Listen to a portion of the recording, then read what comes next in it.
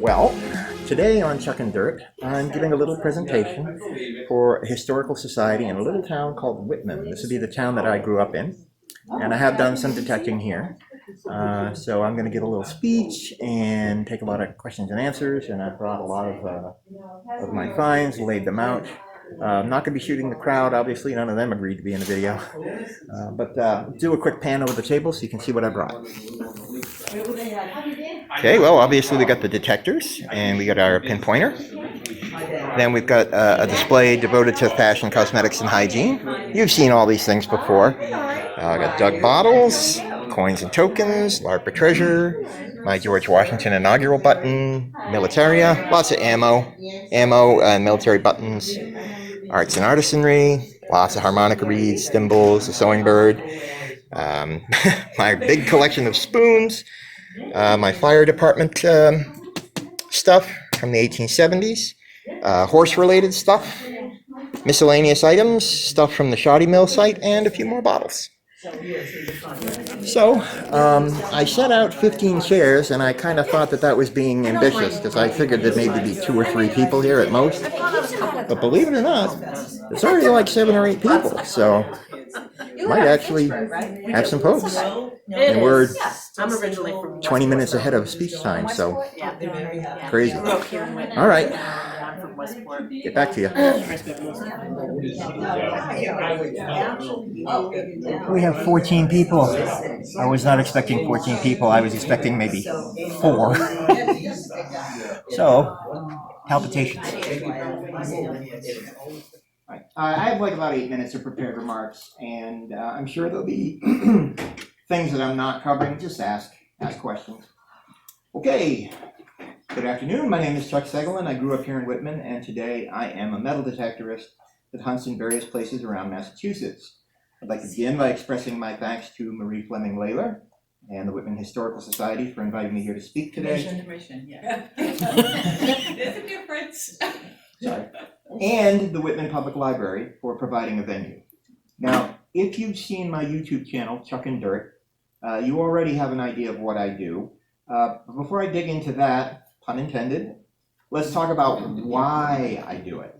This question came up in an episode of one of my favorite BBC comedy series, The Detectorists, which you should check out, by the way, if you have the chance, even if you aren't into detecting. In my favorite scene from this series, Andy, played by Mackenzie Crook, remarks to his detecting buddy Lance, played by Toby Jones, that given all the effort and the small rewards of detecting, he doesn't know why they do it. Andy responds, "You don't? I do. Time travel." Metal detecting is the closest you'll get to time travel. See, archaeologists, they gather up the facts, piece the jigsaw together, work out how we live, and find the buildings we lived in. But what we do is different. We unearth the scattered memories, mine the stories, and fill in the personality. Detectorists, we're time travelers. What Lance is referring to there is that sense of awe in touching something old, something that has lain undiscovered for hundreds of years, and wondering about the person who last held it. What was their world like? Who were they? What were they doing at the time? What were they thinking about? This kind of imagining can transport one tenuously to that time. With an artifact in hand, I often find myself glancing at my surroundings and trying to imagine what it looked like when that item was dropped. Now, I'm sure archaeologists are not immune to awe, wonder, or imagination, but as proper scientists, they can't put that into their research findings. As a hobbyist, I can imagine all I want, and although I can't draw conclusions from such imaginings, I get immense amounts of pleasure from doing so. Needless to say, of course, I have the utmost respect for archaeologists and historians. We owe our understanding of the past to their tireless efforts, and I will always give them due deference. Metal detecting is accomplished via the use of a metal detector, like these. This unit, when switched on, generates a cone-shaped electromagnetic field that extends from the bottom of the search coil here. When metal passes through an electromagnetic field, it disrupts the field. This disruption is detected by the search coil and communicated electrically to the control box here, which analyzes the signal and gives the user auditory and visual cues that give an approximate sense of what sort of metal is present and how deep it is in the soil. Obviously, the metal objects we're searching for are buried, so they can't move about. This is why, so they can't move about. In order to get them to pass through the field generated by the coil, we must move the coil about, which is why when you see metal detectorists walking around, they're slowly swinging a coil back and forth over the ground. Once a desirable target has been found, the detectorist recovers it in the most cosmetic way possible, which is to say, following the detectorist code of ethics, and that is a thing, detectorists always try to leave the ground looking as it did before the target was recovered, especially if working on a lawn.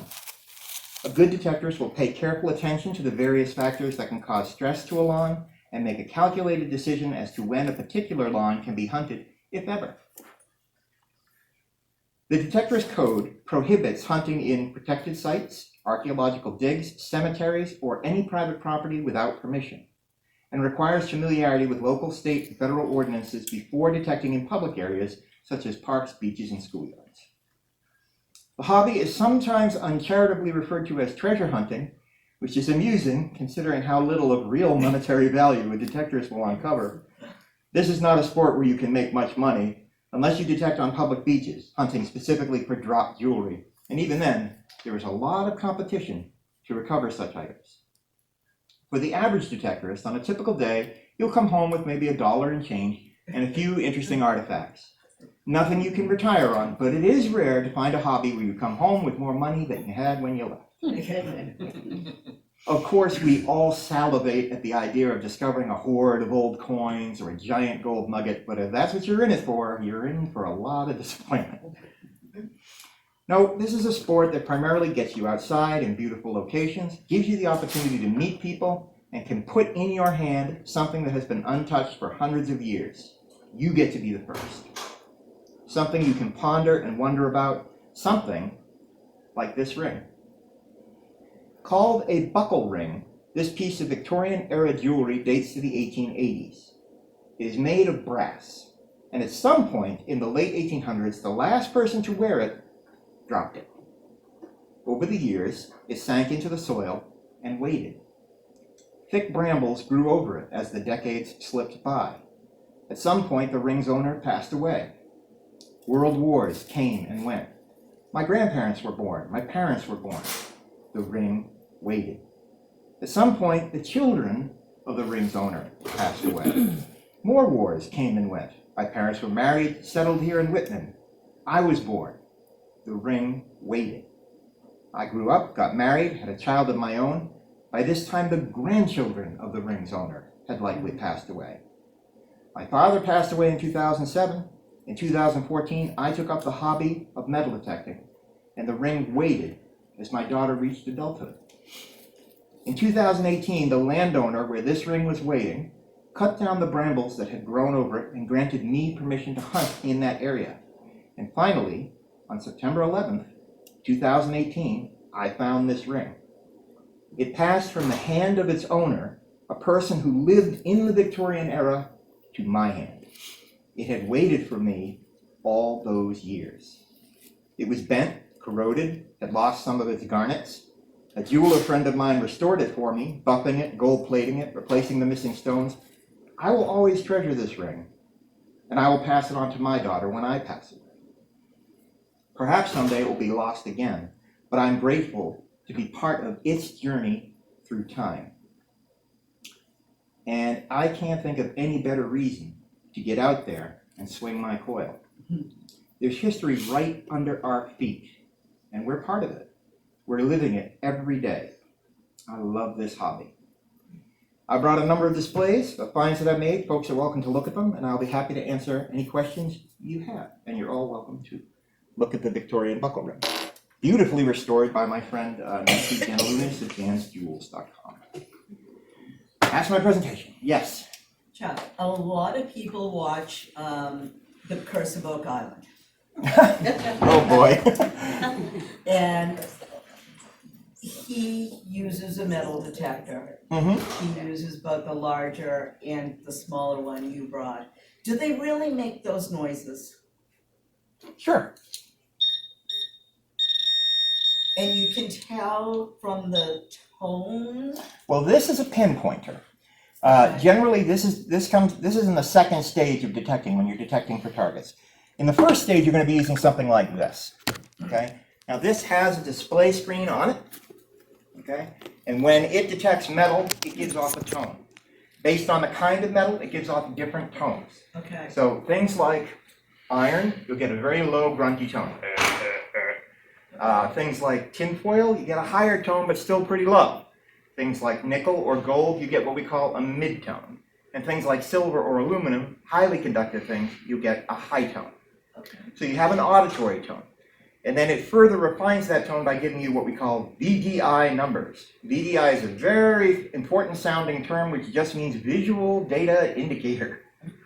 Okay. It's just a number that goes with the tone. So for example, that grunty tone for iron, that goes all the way from 0 on the VDI scale up to 30, right? So different kinds of iron objects will ring in different numbers.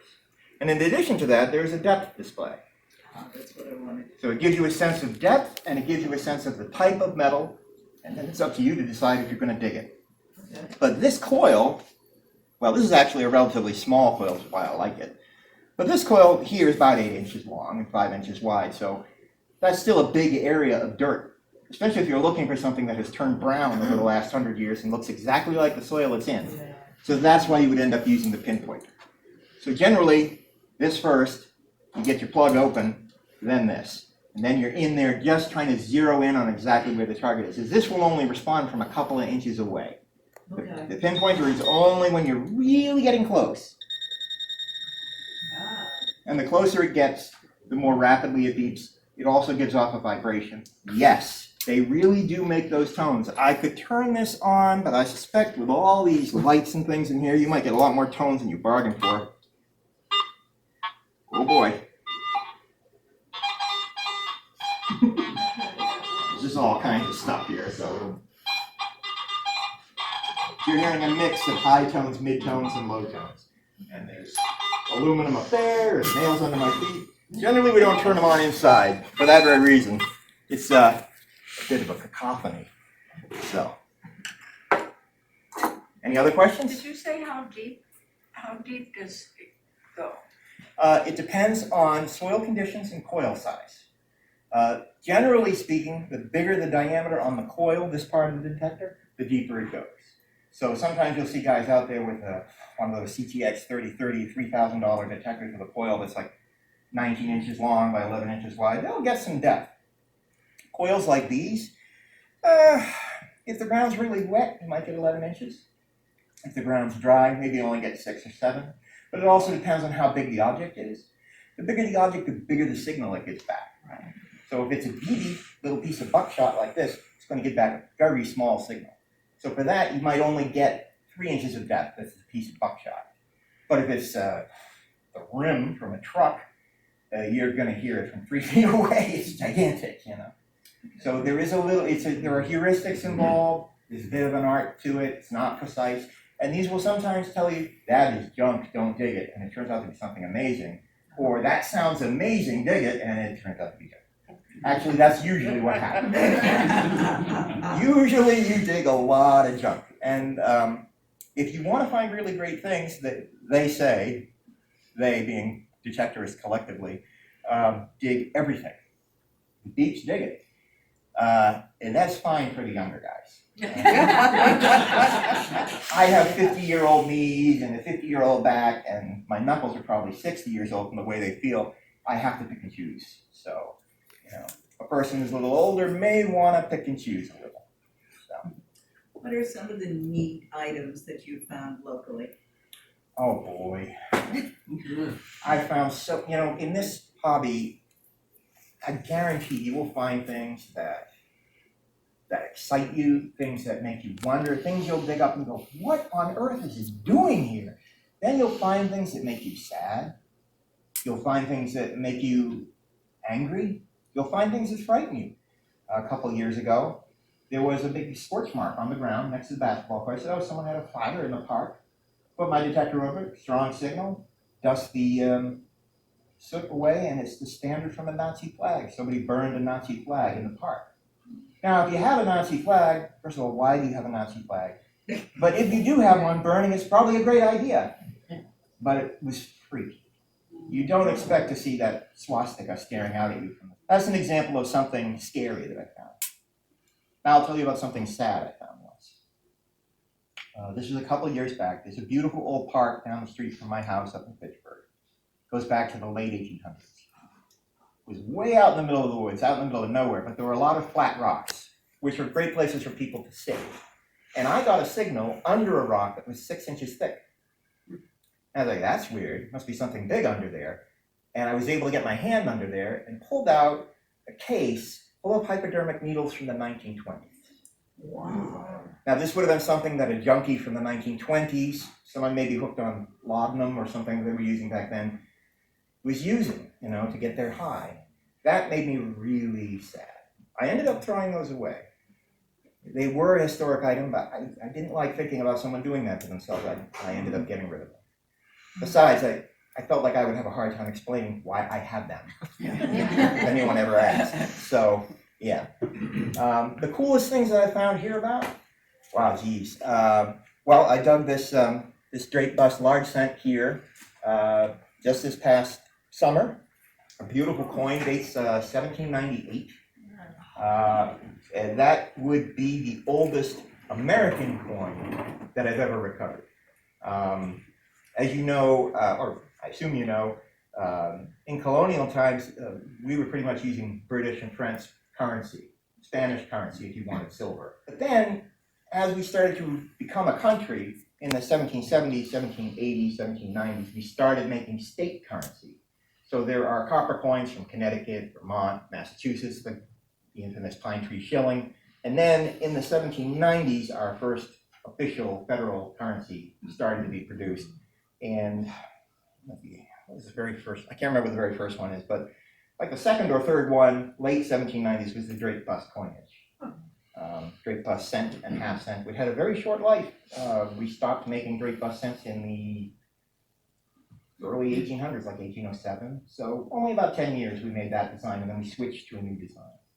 But that was really exciting and weird because the property I was digging on was an 1892 property. So it's a 1798 coin, and it's on an 1892 property. Obviously, the land was being used for something before that house was built there. Don't know what. This Crotal bell, obviously, is one of my favorite Whitman finds. I was just saying to Marie earlier, I'll tell you again, when you find these, well, first of all, what it is. Does everybody know what a Crotal bell is? No. All right. You heard the Christmas carol Jingle Bells? Yeah. That's a jingle bell. Okay. These go, well, this one is early 1800s, but these can go way, way back into the 1500s. These were attached to horses' bridles, harnesses, sometimes wagons, so that you'd know, hey, there's a horse coming, get out of the way. You'd listen for the jingling of the bells. This particular variety of Crotal bell was kind of an innovation in its time. Prior to this particular style, Crotal bells were actually molded in multiple pieces or molded in one long piece and then bent. This is molded exactly as you see it, using a sand mold. So they would have a mold made out of green sand. The mold would be in two parts, and then they could put the two parts together and pour the molten metal in. The interesting thing is the dingler, the little ball inside the bell, is in the sand mold when they put the molten metal around it. So there's a ball of sand with a little dingler inside, and then an open space in this shape. Pour the metal in, and they can make the whole bell in one piece. At the time, that was an amazing innovation, and it sped up the creation of these bells. And also, they last a lot longer when they're not bent into shape or made from multiple parts. So when they were finished making the bell, it would have to be cooled down, and then they would have to shake out all the sand so they could hear it ring. But when I dig them, they're full of dirt again. So when I want to hear them sing again for the first time in 100 years or 150 years, I have to shake out all the sand. So it's kind of like the bell being born again. Going through the same process it went through when it was manufactured X hundred years. It's one of my favorites. This is a size 3. They go all the way up to size 9, which is about the size of a softball. Very hard to find one of those whole. Those are usually broken into pieces. And they go all the way down to size 1. Size 1 is tiny. That's more of your jingly type jingle. You guys can feel free to ring these. You're not going to break them. These are made of a metal called tombac, which is it's a mix of tin and antimony and bronze and something else I don't remember. Some of the later ones, and some of the early ones too, were just made of pure brass. This is a brass turtle bell. Unfortunately, it was crushed by a piece of land moving equipment. So when I found it, it was squished, still had the dingler inside, and I had to sort of manually try to hammer it back into shape to give it a little bit of life back. So that's a brass turtle. But most of them are usually this tombac material. This same material is used in the manufacture of flat buttons. I have quite a few examples of flat buttons here. Well, these are flat buttons, those are tombac buttons, and there's a few scattered in there as well.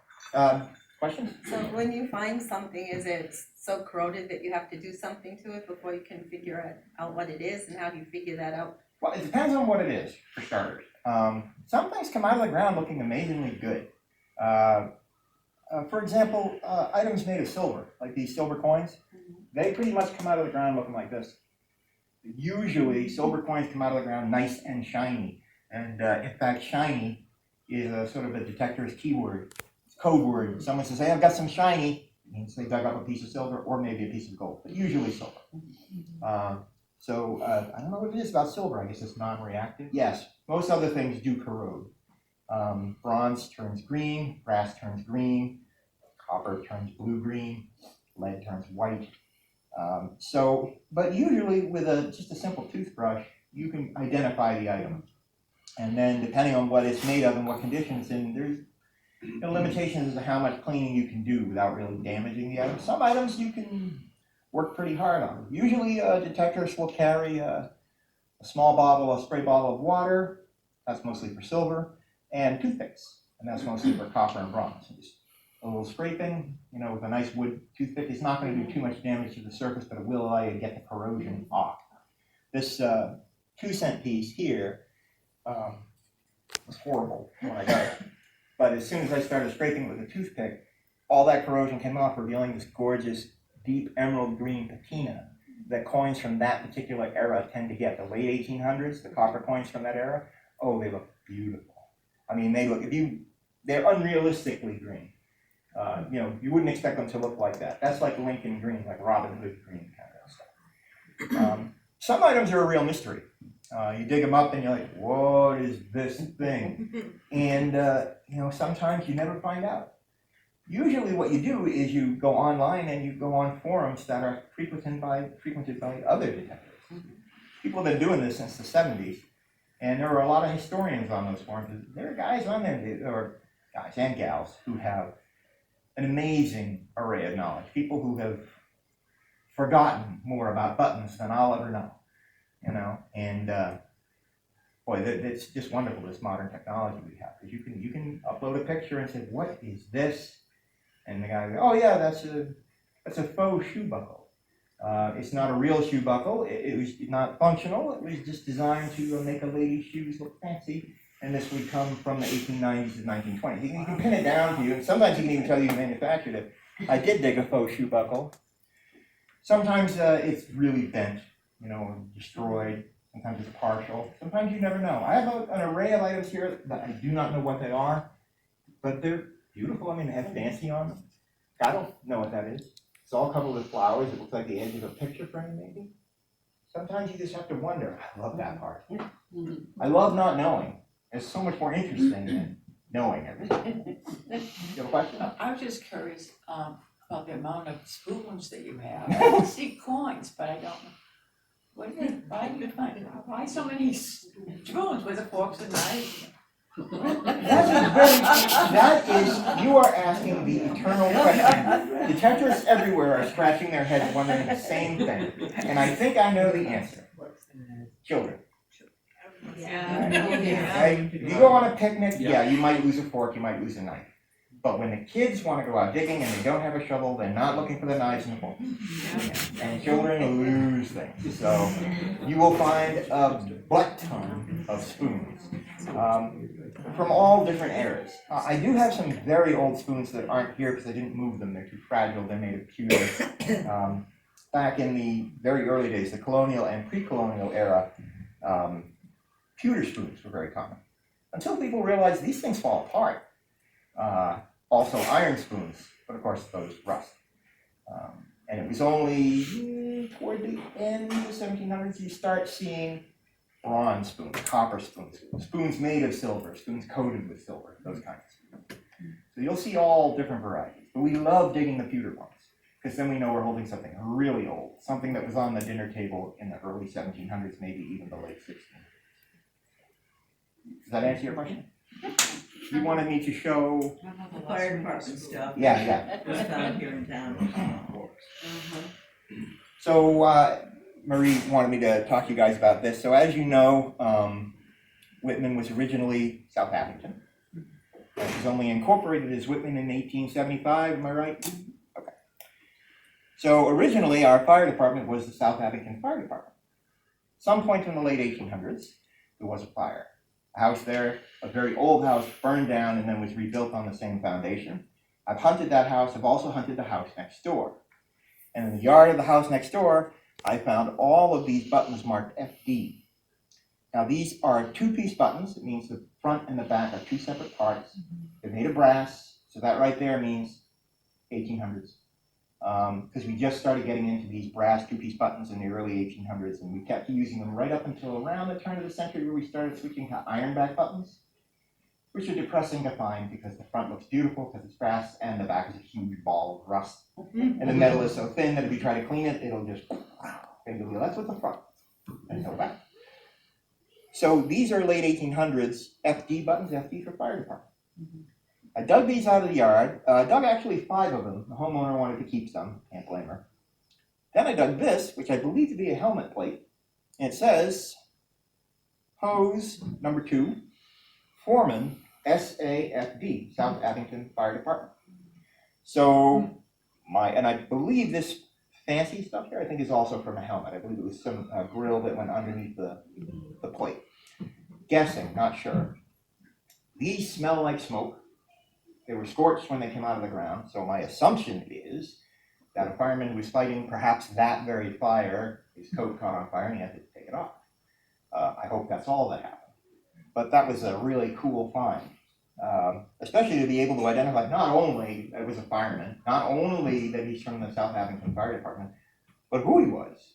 He was the foreman of Post Company number 2. So in theory, someone like Marie, who has access to a lot of records, could find out who the foreman of Post Company number 2 was. Maybe even find out if there's a newspaper article about him. So The records do exist. but that's a particularly cool thing to find. There was quite a day. This year I dug a beautiful Italian coin. It was in 1863. 10 centesimi, Vittorio Emanuele coin. 10 centesimi coin. About the size of a large cent, about that big. Beautiful man's head on the front, stuff in Italian on the back. Unfortunately, the homeowner was Italian. She felt a connection to the coin, so she wanted to keep it, which kind of bummed me out, but at least I got to hold it. But that's what I mean about sometimes you dig things and you're like, what is this doing here? Usually that happens when I dig foreign coins. I guess, foreigners come to our soils, people travel. It's still very weird if you're like in central Massachusetts and you dig a coin from Malta. Malta, 1835. And you're like, we got jet airliners. We can understand people popping in from Malta and dropping a coin now, but in the 1830s? But there is a Maltese 1/3 farthing coin in there. I dug it on Doyle Field down the street from my house. You just never know what you're gonna find. You find the weirdest stuff. I've found coins from Poland, Iceland, Berlin, Australia, all kinds of Caribbean islands, and not, I'm coin roll hunting. I do coin roll hunting, but in the soil around here. Weird. Any other questions? What do you plan to do with all these treasures? Are you making a museum or? Well, as you can see, I put them in display cases. I preserve them. These have all been treated with, where appropriate, they've been treated with Renaissance wax, which is a wax that has a crystal substrate. It's the same thing museums use to preserve artifacts. I take detailed pictures of them, and I share them in video form. So people who watch Chuckin Dirt get to experience all these items. They get to see close-up pictures, and that's on YouTube. So as long as YouTube exists, that's all up there. As it accumulates, I become a little bit more free with getting it away. Listen, when you find something, I'll be honest, you want to keep it. You really do, because you're connected to it. You're the first person to touch it in 100 years or 200 years. And I apologize if this sounds nasty, but people are always happy to tell you what you should do with your finds.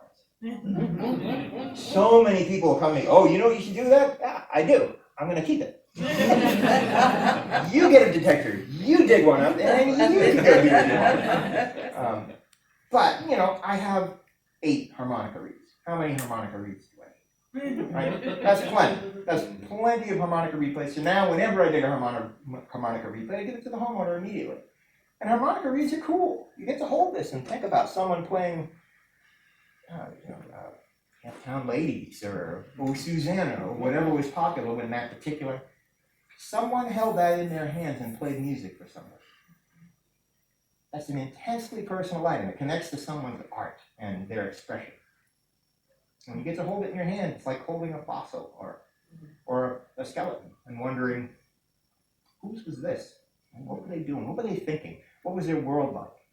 When you dig up a button, or a ring, and you can pin it down to the 1880s, and the person who wore that ring, the Civil War was present in their mind. It was a recent memory, like the Gulf War is for us, or 9/11. For them, the Civil War was like that. No phones, no cars, the streets were dirt, everybody got around on horses, no telephone wires. Completely different world. And it's just amazing to think about that, and to think I get to be the first person to touch this. It went from them to me. That show that I talked about, The Detectorists, it's a beautiful theme song. If you've ever heard it, it's performed by Johnny Flynn, and it's called I Will Be Your Treasure. And the lyrics go, I will be your treasure, I'm waiting for you. And that is something that detectives really connect with. The idea of something waiting, until you pick it up. Until that day when your path and its path finally cross. It moves back into the world. Some detectives call that coming back to life. It's sleeping, now it's coming back to life. You get to take it home, it goes in its first ride in an automobile. It was created. You go to the beach and detect at all? Occasionally. Beach detecting is difficult. I have done it. It's challenging. And there's a lot of competition.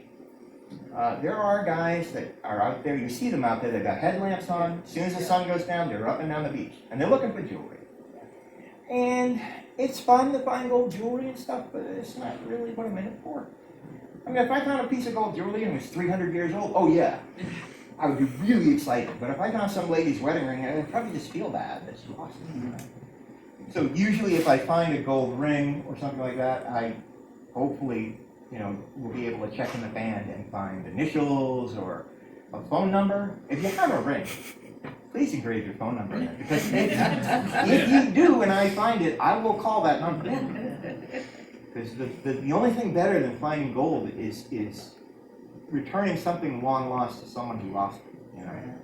And there's an episode of Chuckin Dirt from this year. I don't know if you've seen it. I forget the episode number, where I dug a beautiful class ring, a man's ring, 1979, from the Austin Preparatory School, and had initials in it.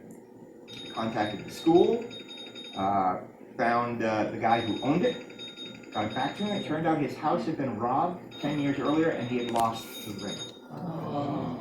And whoever had stolen it from him had lost it themselves. They dropped it in the woods. I found it, And so he got this ring back out of the blue.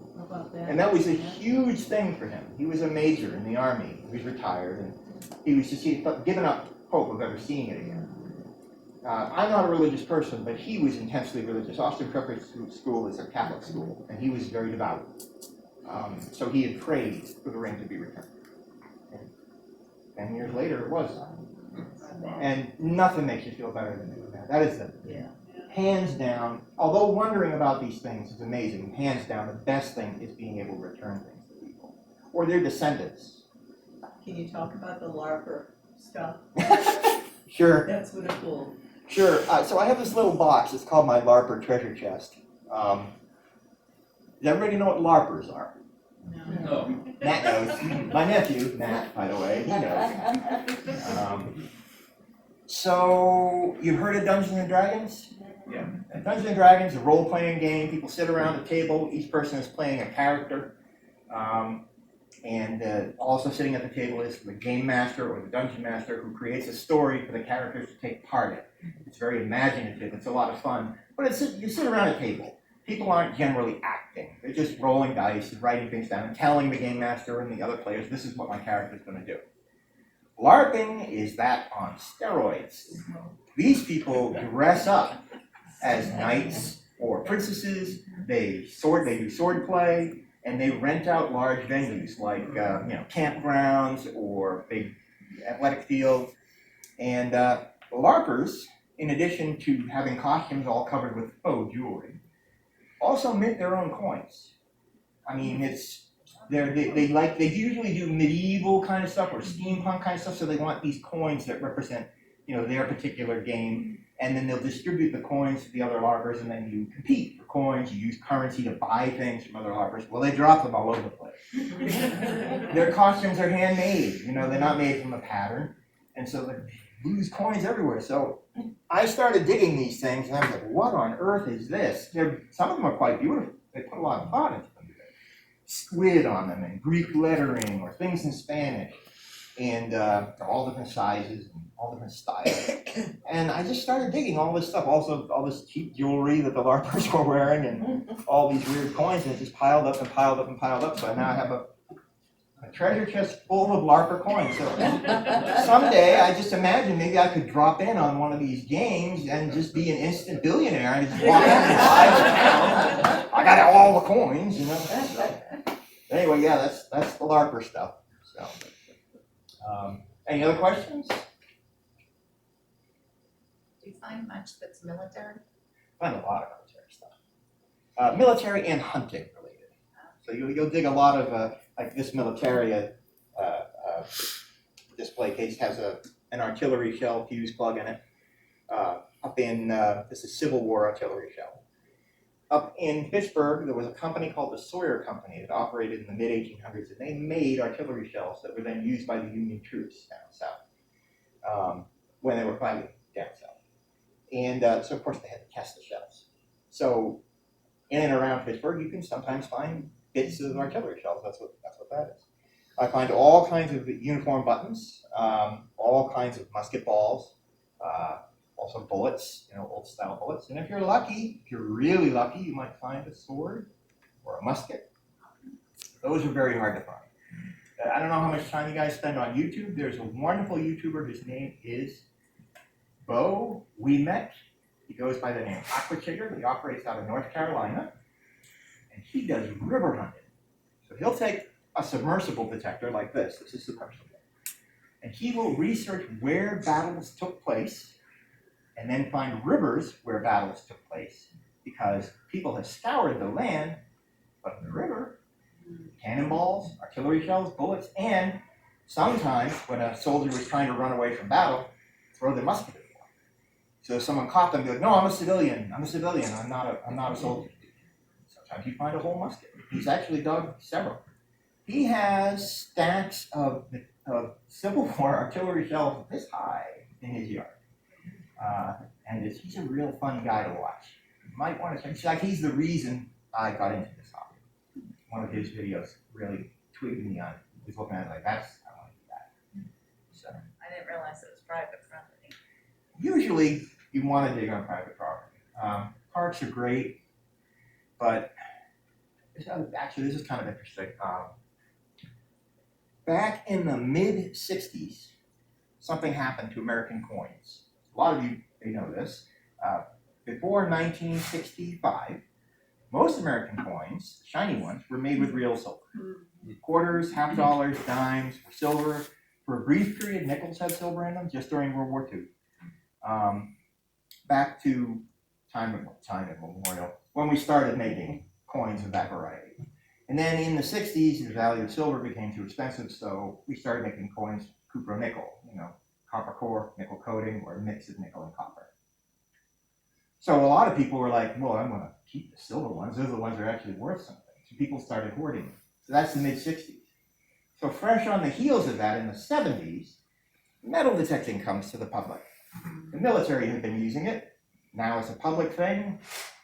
Hey, I've got a metal detector. I'm gonna go to the park, see what I find. Holy smokes, I just found 100 silver coins. Next thing you know, everybody wants a metal detector. So the parks were scoured. And that's kind of metagaming, but that's something you end up thinking about when you're detecting. You're not just thinking about where people were, you're also thinking about where were the detectorists. So like in my story about the ring, cut bramble, it's great. Especially if it's an old bramble, because all those guys in the 70s couldn't get in there. So there might still be something there. Whitman Park had, it's unfortunately been taken down, had a beautiful tree that I used to love, and it was on the Essex Street side of the park. And it had these sort of long, very droopy branches, and they went right down to the ground. And then, in 2016, somebody, DPW I guess, cut all the branches from about 6 feet down to the bottom so people could sit under it. And I was looking at that and I was like, that has had branches down to the ground since I was a kid, in the 70s. So I went over there with my detector, and that's where I found my very first buffalo nickel. I think the reason I found it is because those branches had been down to the ground, covering that earth and keeping other detectorists away. It was like very spiny branches. It had something on them that they were like sticky and spiny. No one would want to mess around with them. Any other questions? If there is anybody that would be interested in having their area done, please don't hesitate to contact us. Oh yeah, please. I can't do this without you guys. Like I said, the public parks are great, but they are hunted, severely hunted. You find a silver dime in a public park, it's a head scratcher. How the heck has everybody missed this?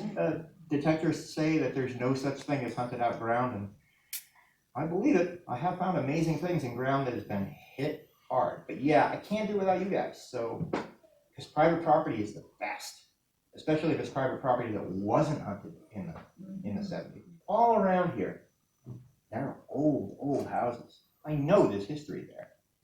And when I get the opportunity, amazing things happen. All I have to do is get the opportunity. If there's something there, I'll find at least some of it, And Much Chuck does offer the fines to the homeowners I do. first. The homeowner gets, final say on everything I find. They get to see everything I find. Usually what I tell homeowners is, first of all, if it's worth more than $100, it just goes straight to you. You just take it. If you decide you want to give it to me, I'm not going to say no, but if it's worth more than $100, I'm going to be upfront and give it right to you. If it's worth less than $100, gee, I'd really like to keep it. I'd like to come home with something, but you get to see it and you get to say, yeah, I like the lady who wanted the Italian coin. It was worth $3. And it was the only thing on her property I found that was really good. So it broke my heart to give it up, but I got to see it. It was very cool. And it made her happy, so, in the end, how many of us get a chance to hold a coin from 1863 from Italy or otherwise, So, you gotta take what you can get. I can't complain. Look at all the wonderful things I have, so. Is there a better time of the year to go? Absolutely, yeah, not now. Once the ground is frozen, very hard to work. The only place you're gonna work when the ground is frozen is the beach, maybe, if you can stand the cold. If you're working in grass, really the springtime is great, the fall is great, summer is bad. If you decide to take up the hobby, please don't dig in anybody's lawn in the summer. Usually the grass is under stress. You might dig a beautiful plug and put it back, looks great, and in a week it'll be a big yellow circle. Which is fine, it will come back, it'll turn green next year. But for the rest of the year, they have a big yellow circle. And chances are, if you're a digger like me, they probably have 150 big yellow circles. And they probably will never let you back on their property again. So don't dig in the grass during the summer. Go into the woods, dig in the woods. Or find somebody who's like, I'm about to bring in a bulldozer, and okay, yeah, good, I'll dig your grass. You know, they're not gonna care. So, but yeah, there's better times to go. We love it when the ground is wet, so spring is great. And fall is good too, because there are no bugs. A lot of the brambles have died back, you know, in the fall. And if you do dig a plug, even if the ground's under stress, it's gonna be fine by the next spring anyway. So, yep, there are better times. Anything else? Chuck, Well- I just wanted to say, if, I know you described yourself as not a treasure hunter, but to me, it's treasure. Whether it is monetary value or not, it is all treasure. There's a thrill. I mean, there's a thrill in it, and that's the history is the treasure for me. You know, holding something like these riding crop handles. Mhm. I mean, that's cool to be able to wrap your hand around that handle and try to picture someone riding a horse. But yeah, that is treasure. Getting to have that experience is treasure. It's a high. Chuck, I would like to thank you for coming and sharing all My of your pleasure. finds. Please, you're all welcome to come up and look and ask any questions that you haven't asked. And you can always invite Chuck to your house. I'd love to come. No, or if you know somebody who has an old house. Yes. Absolutely, absolutely. Yeah. They're apprehensive, just have them talk to Chuck. Yep. Have them come to Of course, most of the detectoring property is out in the woods, and you can't really get out there in the spring. And then we have the easement, and that's too close to power lines. But he did find something. What was the coin? I can't remember now. It was a matronhead coin, but it was so badly corroded, couldn't give you a year. All I could give you was the date range. Yeah. The matronheads were started in, well, you got the Drake bust goes to 1808. Then you're into the classic heads that go to about 1816. Then you got your matronheads. Those go to about 1837, and you get your braided hair. And then at the end of the braided hair era, which is in the mid-1850s, those are the end of the large cents. Then we go to the small size pennies. Your coin was found on the surface, which still, sorry, I had a little bit of a compliment there, still boggles my mind. Sometimes you find stuff on the surface and you're like, what is this doing Well, on the that's surface? because it's a fairly new development, and they graded, and they pulled all the dirt down to the edge of the woods, so that's where you found it, right on the edge there. Yeah. So wherever they pushed all the dirt down to, it was just sitting there on the edge. I didn't even find it with the detector. Yeah. I looked down, I was like, okay. Hey, it has a patina, it's clearly a bronze coin, it's clearly over 100 years. What the heck? I was thrilled. It's at home in my binder, it's got your name on it. So, yeah, anybody who wants to look, feel free to come up and look. Some of these things is kind of hard to see the details, so there is a little flashlight here. Sometimes you can use that to get detail off of things. And yes, please have me come to your property. Thanks, guys. Thank you.